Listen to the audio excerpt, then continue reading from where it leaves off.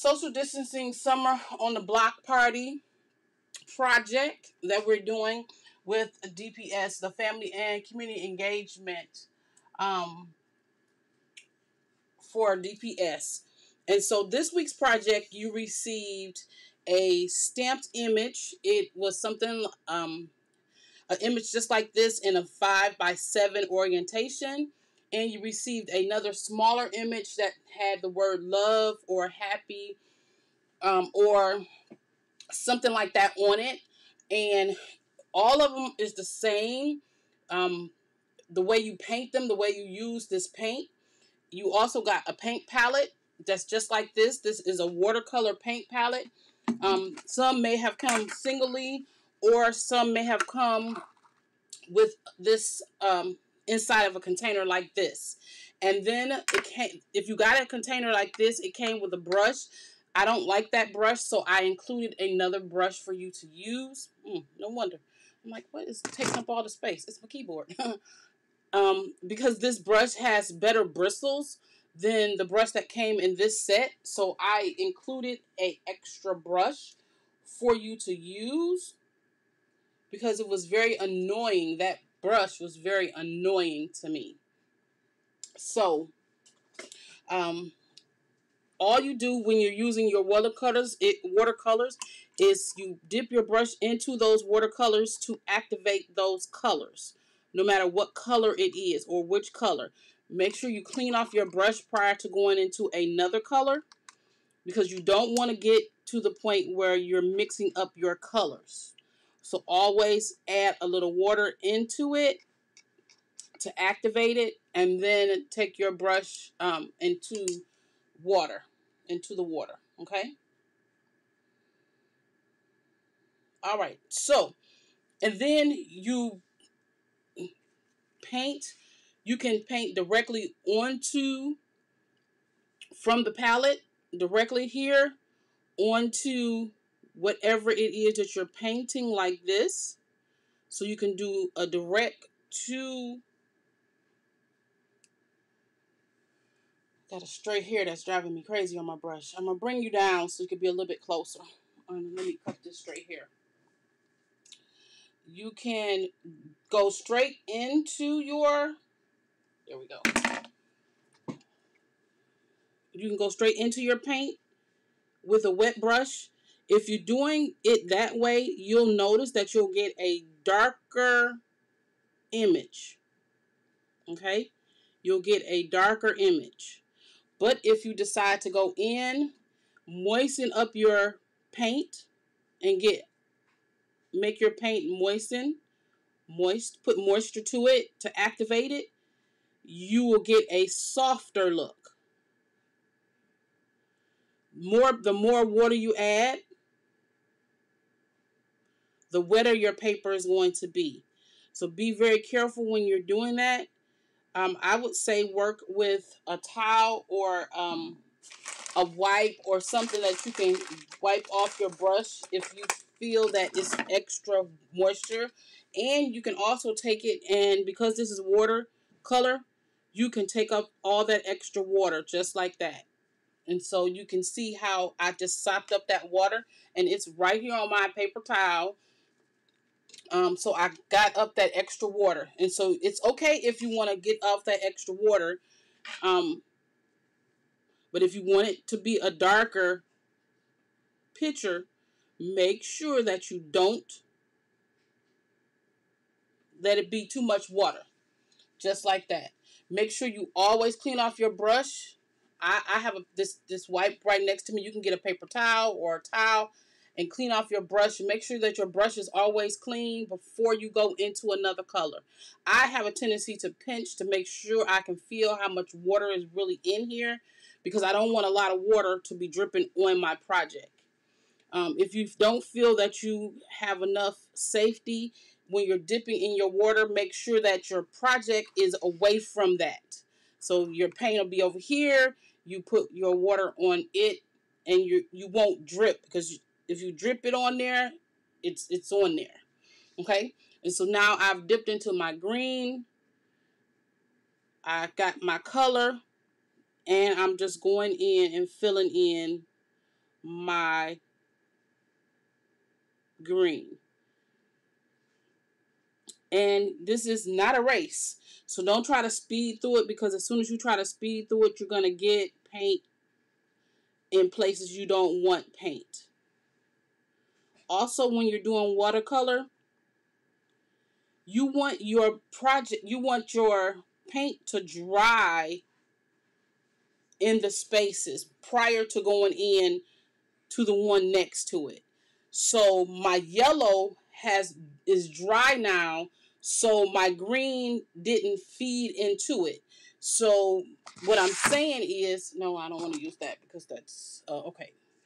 So what I'm saying is, if you're painting and you're painting, you got your paint going, and then right next to it you have a flower right here, and you start painting, your paint is going to seep into it.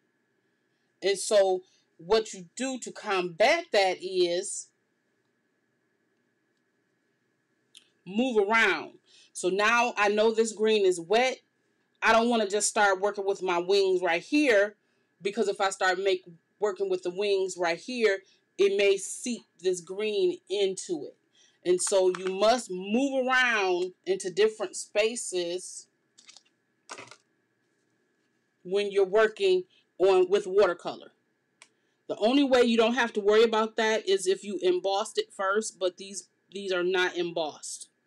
And so I'm just going to move around my page and work on different items. The more water, the less color also. The more water that you have in your paint, the less color you'll have. Now you can go over it after it dries so that you can deepen and darken up your color if you want.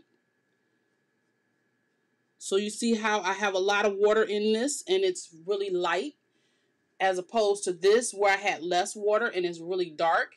You can wait, let your paint dry a little bit, and go back in there and darken this up if you want to. And darken it up if you want to. Okay?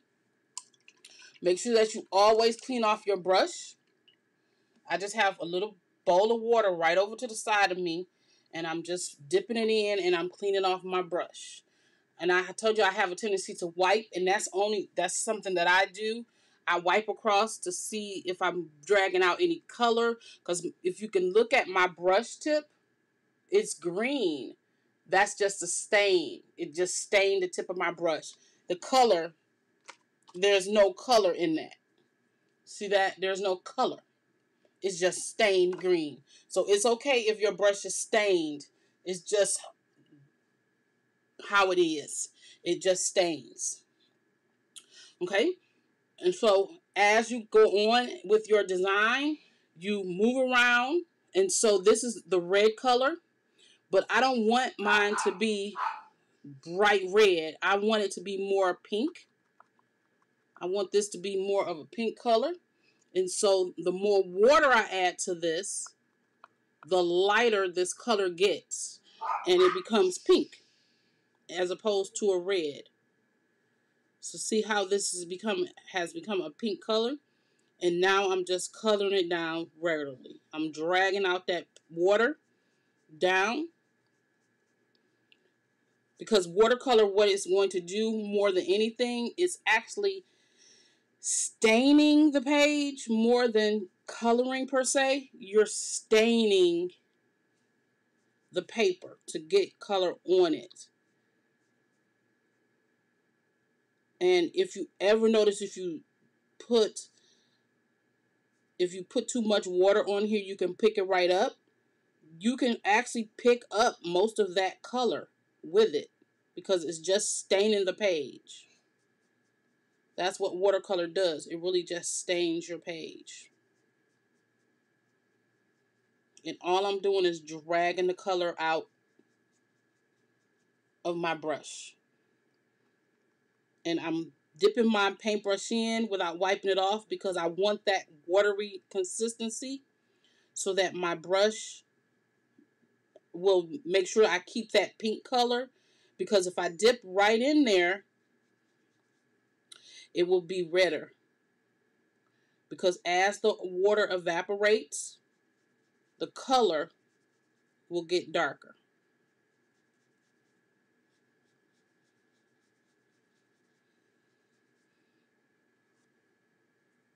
Okay, and see how I just went out the line?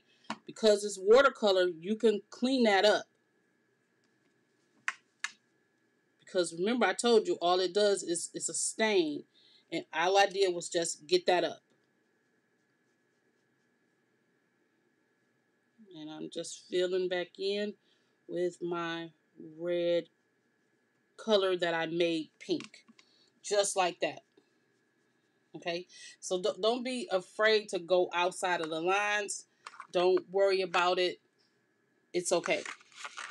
You can always pick up those colors. See how I'm out of the lines right here? You get a clean brush and you go in there and you water that and you clean it up. So all I'm doing is picking up that color and kind of wetting that area, and then I can pick up that color. Depends on the quality of your paint, determines sometimes how much you can pick up. So be very careful when you're doing that process, because these are more of a student grade. Well, they are definitely a student grade type of paint. So they're providing a stain, not necessarily a dark stain. So be careful when you're doing that. If you make a mistake and you're trying to pick those colors up. But I would say mistakes are mistakes. It's fine. You're not trying to sell this project. You want to make a beautiful project so then you can put it on your card base and give it away as a gift. So be careful to not make mistakes, but don't be so careful that you're, oh my God, I had a big error, it's no good. Nothing like that. Okay, so you decide how you want your picture to be, and finish coloring your picture or painting, watercoloring your picture. Then build a card from it. So take that card base that you have, put your pattern paper, whatever that pattern paper is, under on your card base. So whatever your pattern paper is, you're going to put it on there, and it's going to fit underneath, just like this. Let me see. So you should have a 5x7 card base just like this. Oh, let me back it up. That's why you can't see very well. You should have a 5x7 card base just like this. Then you have a 5x7 piece of paper, and everybody's paper was different. And so your paper is cut down, and it is cut down 1/8 of an inch on all sides. Glue that paper down. And then your picture is also 1/8 of an inch on all sides. And so it will be just like that. So you will have steps of layers. And you will have a card base. A greeting card with the picture that you painted. And depending on if your card base is white or if it's brown, because the other card that you have that says friend or love with the flowers, that card base is brown. And you will have an extra piece in there to put here so that you can be able to write. So you will put your friend or whatever that stamped image is right on the top of here. That little bitty piece goes in here. And so that gives you a place in here so that you can write. So when you're gluing it in, that's all you do is glue that right down inside of that card base, and then your design is placed right on the top, just like that. And I know mine is not proportionate because I forgot to cut down mine, but it's actually just self-explanatory how you build a card base, because all of the pieces are there for you to use. So if you have any questions, please don't hesitate to contact me. Everything that's going on in here. Please don't hesitate to contact me and let me know um, if you need something. If you would like to come to next week's Summer on the Block party, which will be April the 6th. It's at East Davidson Street at Davidson Middle Elementary and Middle School. But you must register and let them know that you're coming. So make sure you contact the Office of Family and Community Engagement so that they have a count of how many people are coming. We will have another project next week for you. So make sure you come out and join us for the next project.